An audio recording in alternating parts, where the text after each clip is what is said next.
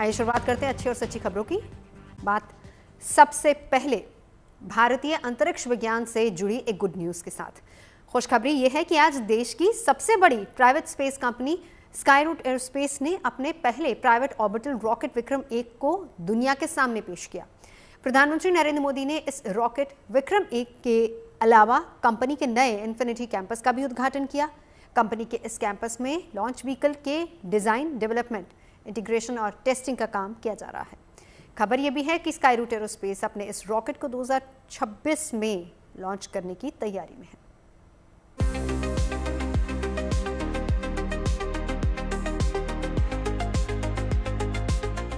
अंतरिक्ष विज्ञान की दुनिया में भारत की बढ़ती ताकत का प्रमाण ही ये तस्वीरें जो आई है हैदराबाद से, जहां देश की बड़ी private space company Skyroot aerospace ने आज अपने प्राइवेट ऑर्बिटल रॉकेट विक्रम 1 को दुनिया के सामने पेश किया। वीडियो कॉन्फ्रेंसिंग के जरिए इस रॉकेट का उद्घाटन पीएम नरेंद्र मोदी के हाथों हुआ।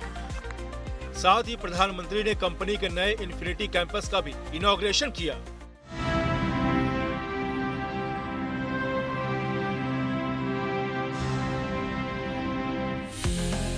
कंपनी के इस नए कैंपस में लॉन्च व्हीकल के डिजाइन, डेवलपमेंट, इंटीग्रेशन और टेस्टिंग का काम आसानी से किया जा सकेगा। उद्घाटन के इस खास मौके पर एक वीडियो के जरिए न सिर्फ नए कैंपस में मौजूद तकनीकी और सुविधाओं को दिखाया गया, बल्कि कंपनी के पहले प्राइवेट ऑर्बिटल रॉकेट विक्रम 1 के बारे में बताया भी गया। Standing as tall as a 7-story building, Vikram 1 is engineered to deploy multiple satellites to Earth's orbit. आज भारत के स्पेस इकोसिस्टम में प्राइवेट सेक्टर बड़ी उड़ान भर रहा है। स्काईरूट का इन्फिनिटी कैंपस भारत की नई सोच, इनोवेशन और सबसे बड़ी बात यूथ पावर का प्रतिबिंब है। साल 2022 में स्काईरूट ने विक्रम एस रॉकेट लॉन्च किया था, जो सब ऑर्बिट रॉकेट था और यह पृथ्वी की कक्षा में प्रवेश नहीं कर पाया था। लेकिन स्काईरूट एयरोस्पेस का यह नया ऑर्बिटल रॉकेट पृथ्वी की कक्षा में प्रवेश भी करेगा और ये अपने साथ 300 किलोग्राम का सैटेलाइट भी ले जाने में सक्षम है। कंपनी अगले साल इस रॉकेट को लॉन्च करने की तैयारी में है। इस रॉकेट की खूबी यह है कि ये कार्बन कंपोजिट मटेरियल से बना है और इसमें 3D प्रिंटेड लिक्विड इंजन लगा है, जिसके चलते यह रॉकेट हल्का और मजबूत है। कंपनी का दावा तो ये भी है कि इसे ऑन डिमांड कभी भी तैयार किया जा सकता है और जरूरत पड़ने पर 24 घंटे के भीतर किसी भी लॉन्च साइट से इसे अंतरिक्ष में भेजा जा सकता है। I think this is very proud moment for all of us, and at Skyroot we are very happy to be able to scale. As a young startup 7 years ago, we have now scaled to 1,000 people team. I think this is just our beginning. We still feel that it's the beginning of our journey, and soon we'll scale further. Next year early next year we're going to launch this rocket to orbit, and then we'll do more and more launches coming year. Space sector में जब से private कंपनियों की entry हुई, तब से देश के स्पेस सेक्टर ने दिन दुनी रात चौगनी रफ्तार से तरक्की की है। इसी का नतीजा है कि बीते कुछ सालों में ही देश में 300 से ज्यादा स्पेस स्टार्टअप काम कर रहे हैं। इन्हीं में से एक है स्काईरूट एयरोस्पेस, जिसकी स्थापना पवन चंद्रा और भरत ढाका ने 2018 में की थी। ये दोनों इसरो के पूर्व साइंटिस्ट रह चुके हैं। स्पेस सेक्टर में देश को आगे ले जाने के लिए प्रधानमंत्री मोदी ने इन दोनों की तारीफ की। पवन कुमार चंद्रा और नागा भरत डाका को बहुत बहुत शुभकामनाएं देता हूं। आप दोनों नौजवान देश के अनेक यंग स्पेस एंटरप्रेन्योर्स, हर युवा के लिए बहुत बड़ी प्रेरणा है। आप दोनों युवाओं ने खुद पर भरोसा किया। आप रिस्क उठाने में पीछे नहीं रहे और इसका परिणाम आज पूरा देश देख रहा है। देश आप पर गौरव कर रहा है। इसरो स्पेस सेक्टर में कई बार अपने लोहा मनवा चुकी है। अब बारी प्राइवेट कंपनियों की है, जो अंतरिक्ष विज्ञान की दुनिया में देश को नई ऊंचाइयों पर ले जाने के लिए कदम आगे बढ़ा चुकी हैं। Bureau report, good news today. आगे बढ़ते अगली अच्छी खबर अलवर से है, जहां पर सेना की ओर से नो योर आर्मी नाम से 2 दिवसीय मेले का आयोजन किया गया और इस मेले में बड़ी संख्या में स्कूली बच्चों ने हिस्सा लिया, जिनके सामने सेना ने न सिर्फ अपने हथियारों का प्रदर्शन किया बल्कि बच्चों को इन हथियारों के बारे में ज़रूरी जानकारी भी दी। और इस मेले के आयोजन का मकसद युवाओं को सेना के कामों, गौरवशाली परंपराओं और देश की सुरक्षा में उनकी भूमिका के बारे में जागरूक करना था।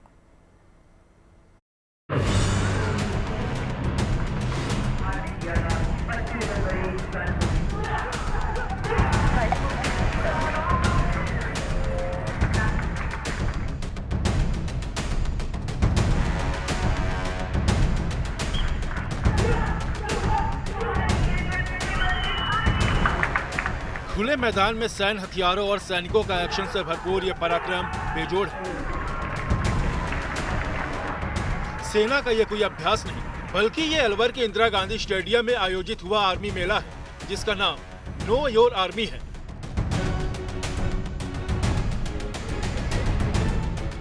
ये आर्मी मेला इंदिरा गांधी स्टेडियम में 2 दिनों तक चला। इस दौरान सेना की ओर से बोफोर्स तोप, missile, multi barrel rocket launcher, machine gun, surveillance devices और ड्रोन जैसे आधुनिक सैन्य साजो सामान का प्रदर्शन किया गया, जिन्हें देखने के लिए बड़ी संख्या में छात्र पहुंचे, जो इन हथियारों को करीब से देखकर न सिर्फ रोमांचित हुए बल्कि इनके बारे में जानकारी भी हासिल की। कौन सी क्लास में हो आप? थर्ड में हो। कभी आपने सुना था इन हथियारों के बारे में? कहाँ सुना था? ईटराना में। वहाँ पढ़ते हो आप ईटराना में? नहीं, मैं बताते हैं। अच्छा, बताते हैं, वहाँ पर हैं। तो इनको देख के, पास से देख के कैसा लगा आपको? अच्छा लगा। मनीष, ये हथियारों की यहाँ पर प्रदर्शनी लगाई थी, बच्चों ने देखा, आनंद लिया, कैसा लगा आपको? बहुत अच्छा। कौन सी क्लास में हो आप? 7th। रूपांशी, ये देखने आए हो हथियार, कैसा लग रहा है इनको देखकर? अच्छा लग रहा है। क्या मतलब आपको क्या सीखने को मिला? क्या बताओगे स्कूल में जाके कि हमने देखा था? फ्रेंड्स को क्या लगा? हाँ, मतलब ईटराना में भी ये सब होता है। हाँ, तो आपने पहले भी देखे हैं? हाँ। इन हथियारों के अलावा मेले में आए सैकड़ों छात्रों को इन सैनिकों का पराक्रम भी बेहद पसंद आया।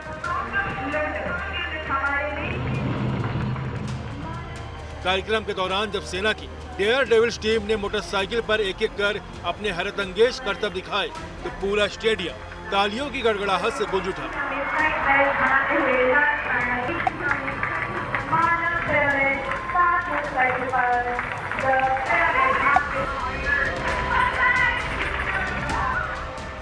सेना की डेयर डेविल्स टीम की तरह ही डॉग स्क्वाड टीम ने भी अपने प्रदर्शन से आर्मी मेले में रोमांच भर दिया।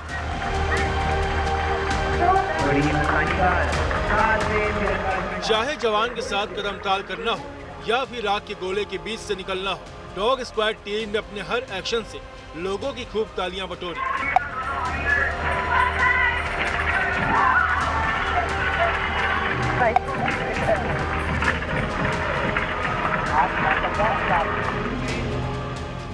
मगर इस मेले में सबसे अधिक आकर्षण का केंद्र रहा Pinaka multi barrel rocket launcher, जिसने ऑपरेशन सिंदूर के दौरान अहम भूमिका निभाई थी।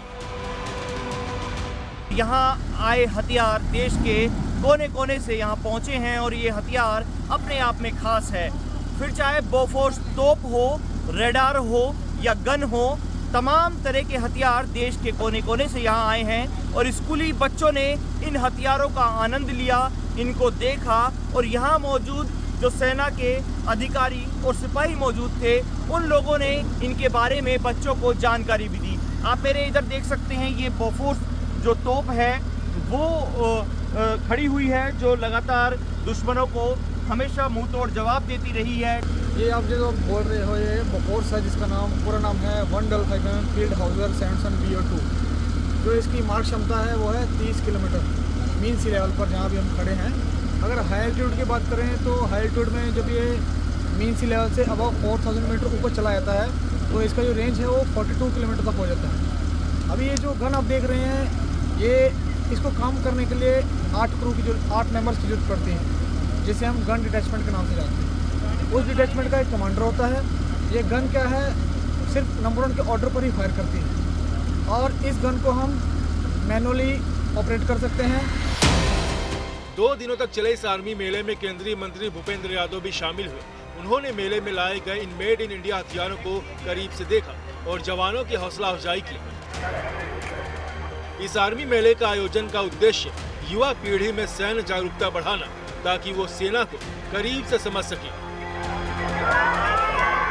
अपना जो ये मेला चला 2 दिन से, कितने हथियार पूरे देश भर से आए थे, वाराणसी से भी आए थे, अलग अलग यूनिट से आए थे, कितने यहाँ पे ये एक तरह का नो ईयर आर्मी मेला, मतलब कि जो पब्लिक को आर्मी से इंट्रोड्यूस कराना कि इंडियन आर्मी के अंदर कौन कौन से हथियार हैं, हम जो जंग लड़ते हैं किन हथियारों से लड़ते हैं, कैसे जीतते हैं। तो उन पूरे हथियारों से यहाँ वाकिफ था, छोटे से छोटे, बड़े से बड़ा, और आप देख सकते हैं तमाम दाहिने बाएं बहुत सारे रडार वगैरह लगे हुए हैं, और उसके अंदर कौन कौन से व्हीकल्स हैं, सबका यहाँ पे क्या आपको उससे सारी आधुनिक, मतलब जितने भी थे यहाँ पर। स्कूली बच्चों ने बड़ा आनंद लिया यहाँ पर, सभी स्कूली बच्चों ने, बड़ों ने, बुजुर्गों ने, सबको यहाँ पे उससे वाकिफ कराया गया है, सभी ने बहुत ही आनंद लिया। अपने इसी मकसद के लिए 2 दिनों तक अलवर के इंदिरा गांधी स्टेडियम में सेना ने अपनी अदम्य साहस, समर्पण और कर्तव्य निष्ठा का बेहतरीन प्रदर्शन किया, जिसे मेले में आए स्कूली बच्चों के अलावा आम लोगों ने भी खूब सराहा। अलवर से Himanshu Sharma, good news today. और बात उस खबर की जो पिछले 2 दिनों से सुर्खियों में है। ये चौंकाने वाली खबर हरियाणा के चरखी दादरी से आई है, जहां इसी हफ्ते वीआईपी नंबर प्लेट की ऑनलाइन नीलामी ने देश के सभी पुराने रिकॉर्ड्स तोड़ दिए हैं। अभी तक ज्यादा से ज्यादा वीआईपी नंबर प्लेट की कीमत 45,99,000 तक रही है। इसी साल केरल के एक कारोबारी ने अपनी इटालियन स्पोर्ट्स कार लैम्बोर्गिनी के लिए 45.99 लाख रुपए में 0007 नंबर खरीदा था। हालांकि इसी हफ्ते केरल आरटीओ या फिर किसी दूसरे राज्य के रीजनल ट्रांसपोर्ट ऑफिस के सभी रिकॉर्ड्स ध्वस्त हो गए, जब हिसार के एक कारोबारी ने 1,17 लाख की बोली लगाई और बेहद खास इस नंबर को रजिस्ट्रेशन के लिए ब्लॉक करवा दिया। 1,17 लाख की रकम सुनकर आपके साथ हम भी चौंक गए, क्योंकि इस कीमत में इटालियन लग्जरी सेडान आ जाती है, luxury SUV land rover defender भी आ जाती है, मर्सिडीज बेंज आप खरीद सकते हैं, ऐसी कई गाड़ियां हैं जो कि आप खरीद सकते हैं। तो ऐसे में सवाल ये है कि आखिर इस नंबर में ऐसा क्या खास है जिसने इसे इतना महंगा नंबर बना दिया। दरअसल हरियाणा सरकार हर हफ्ते वीआईपी नंबर, या यूं कहें कि फैंसी नंबर्स की नीलामी करती है, जिसमें HR 88B 8888 ने सभी रिकॉर्ड्स तोड़ दिए। अब आपके मन में ये सवाल उठ रहा होगा कि सबसे ज्यादा कीमत में बिकने वाले HR 88B 8888 का मतलब क्या है। तो चलिए आपको बता देते हैं। HR का मतलब राज्य के तौर पर यानी कि हरियाणा का कोड है। HR के बाद अंकित है 8888, मतलब वो RTO जहां पर वाहन रजिस्टर होगा, यानी कि उस जिले या फिर अथॉरिटी का कोड होता है जहां पर वाहन पंजीकृत होते हैं। HR 88 के बाद दर्ज है B वाहन सीरीज का कोड होता है, जबकि 8888 जो 4 अंकों का अंक है वो बहुत खास है। ये 4 अंकों का विशिष्ट क्रमांक यानी कि सीरीज का नंबर होता है, सीरियल नंबर होता है, जो कि खास वाहन की अलग पहचान सुनिश्चित करवाता है।